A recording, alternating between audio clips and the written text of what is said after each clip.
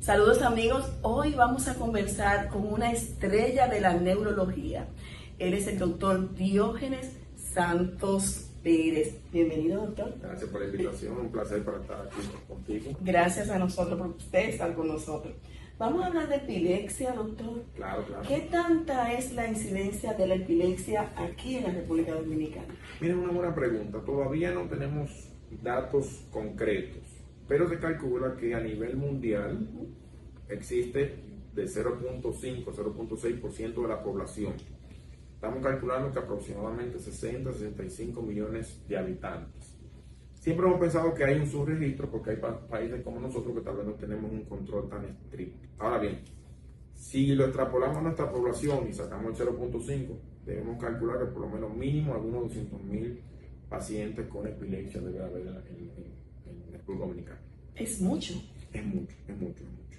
Y también este dato viene porque los países que tienen más pacientes con epilepsia son países como nosotros, que vienen en vía de desarrollo, por así decirlo, porque no tenemos el acceso adecuado a los sistemas de salud, a la cantidad de neurólogos, a los tratamientos, a la cirugía de epilepsia. Entonces siempre se ha dicho que usted busca la incidencia en Estados Unidos, por así decirlo, y busca la incidencia en un país como nosotros, vamos a tener mayor población de epilépticos.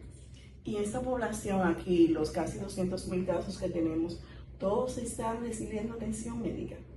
Creemos que una gran mayoría no tiene acceso a los tratamientos ni a la consulta, más los pacientes que viven tal vez en la frontera. Todos sabemos que los medicamentos no todos tienen acceso. Y sin mencionar la cirugía de epilepsia, que es un dato, es importante desarrollar esa parte, porque sabemos que hay un grupo de pacientes que no se van a controlar con medicamentos, pero si tuviesen acceso a la cirugía de epilepsia, esos casos podrían ser mejor controlados y tener una mejor calidad de vida. Son unas cirugías muy costosas y muy complicadas, por eso no se realizan en todo el país. Correcto, es un protocolo bastante amplio de algunos estudios, incluso antes de llegar a decir que el paciente necesita cirugía, hay una serie de procedimientos previos en el cual generalmente esos estudios o esos aparatos no están en los hospitales, hay que hacerlo fuera, como en las imágenes funcionales, como el PET y el SPECT, y eso tiene un costo que muchos de nuestros pacientes no pueden costear. ¿Qué pacientes pueden ser sometidos a cirugía? ¿Qué cantidad de casos tienen que haber sufrido de crisis para poder ser llevados a cirugía y salir más o menos? Excelente pregunta. Bueno, siempre hablamos del 70-30. Se ha hablado que pacientes con esta condición médica, un 50% se va a controlar con un solo medicamento, obviamente, 50%. Ya otro 20%, o sea, para llegar al 70%, se van a controlar con dos fármacos, o sea, un 50% con un fármaco, y por eso que hay pacientes que tienen que tomar dos fármacos. Después de ahí, la probabilidad, si el paciente sigue teniendo crisis, la probabilidad de controlarse con medicación va disminuyendo. Y me explico. Según las estadísticas, un tercer medicamento que le pongamos a un paciente disminuye la probabilidad libre de crisis a un 3 o 4%. Si le agregamos un cuarto medicamento, disminuye la probabilidad a un 1% de estar libre. ¿Qué quiere decir eso? Que el punto no es seguir agregando medicamentos, porque sabemos que la probabilidad de libre de crisis va a ser muy baja.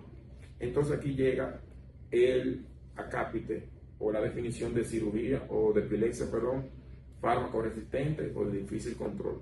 Es el paciente que ya tiene dos medicamentos bien utilizados para el tipo de crisis a altas dosis sin efectos adversos y a pesar de esto sigue teniendo crisis. Entonces ahí que entra el neurólogo epileptólogo para tratar de buscar una solución a ese paciente, ya sea para tratamiento quirúrgico paliativo o tratamiento quirúrgico curativo o receptivo, y también otros tratamientos como el estimulador de nervio vago, la dieta cetogénica, el cannabis. O sea, hay otros tratamientos que no usamos de primera línea que sí se le podría ofrecer al paciente. Pero en el caso, como le digo, de cirugía de epilepsia, que se divide en dos, ya sea una curativa o paliativa, me explico. La curativa o receptiva es el paciente que tiene una sola lesión en la cabeza, identificable por los estudios y por la historia clínica, y que tú puedes traerle esa única lesión y el paciente tal vez en un futuro estar libre de crisis.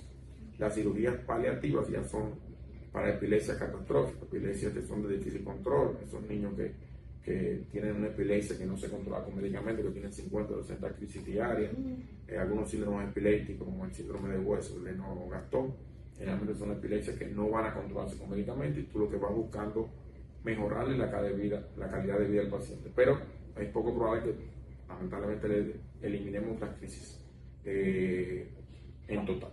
Pero la epilepsia se cura, doctor. Entonces, hay un término que se llama epilepsia resuelta. Es el paciente, en este caso, hay una causa de epilepsia que son las genéticas, en el cual son edad dependientes. Son los niños que usted no se ha tenido conocimiento, que empiezan a... Yo convulsionaba cuando chiquito y ya eso me quitó.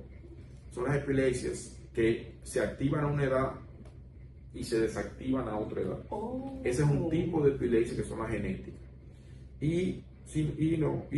Pero el otro grupo de pacientes son el que tiene ya 5 años sin crisis tomando medicamentos y posteriormente tú les retiras el medicamento y duran 5 años más sin crisis.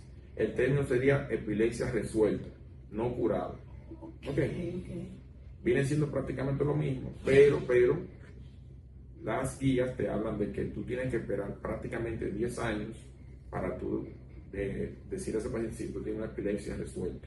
O en otro caso, tener una epilepsia edad dependiente, que es la genética. Esos son los dos casos que generalmente se utilizan. ¿Y qué pasa cuando un adulto que no ha sufrido de epilepsia toda su vida debuta como epiléptico? Eso es importante. La epilepsia no respeta edad, no respeta sexo. Nosotros ahora mismo estamos acá, pero mañana podríamos tener una epilepsia. Una epilepsia adquirida.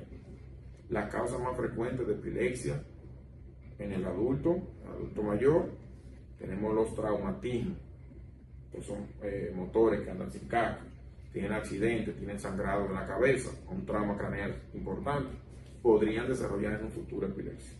Tenemos los eventos cerebrovasculares, los famosos derrames cerebrales, es una causa muy frecuente de epilepsia. Tenemos también las enfermedades degenerativas, el Alzheimer, el Parkinson, algunos podrían desarrollar en un futuro epilepsia. Y tenemos un grupo de pacientes, obviamente que tú lo estudias, no sabemos la causa, pero sí pueden presentar este tipo de crisis. Pero sí, es muy frecuente. Entonces, cuando tenemos ya una epilepsia, después de los 50 años, que decimos que es adquirido, o sea, tú naciste con eso. Exacto. Y la adquiriste con el tiempo, y el trabajo de nosotros es buscar la posible causa. Ok, muchísimas gracias, doctor. Exacto. Amigos, ya escucharon todo lo que explicó el doctor Diógenes Santos Pérez sobre la epilepsia. Seguimos con ustedes.